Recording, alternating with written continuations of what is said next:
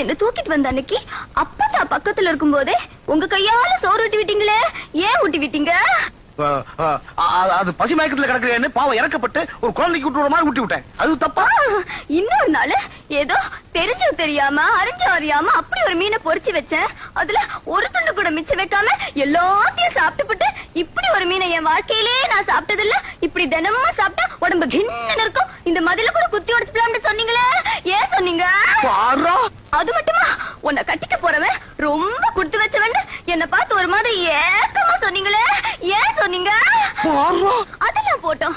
இப்ப இப்ப எல்லார் கண்ணு முன்னாலையும் கட்டின பொண்டாட்டிய கைய பிடிச்சு இழுத்துட்டு போற மாதிரி தர தர தர தர தர இழுத்துட்டு போனீங்களே, ஏன் இழுத்துட்டு போனீங்க?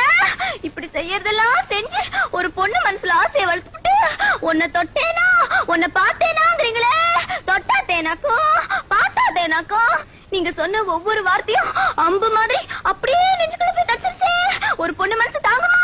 இத கேட்க நாது இல்லையா, நியாயம் இல்லையா, அது இல்லையா, இது இல்லையா? ஐயோ அம்மா, ஏன் இப்படி கத்துற? இப்போ பாத்தீங்களா பாத்தீங்களா, இவர் மனசுல என்ன கட்டிக்கணும்னு ஆசை இல்லண்டா இப்படி கட்ட பொண்டாட்டிய கூப்பிடுற மாதிரி வாடி போடிங்கிற வார்த்தை எல்லாம் வருமா?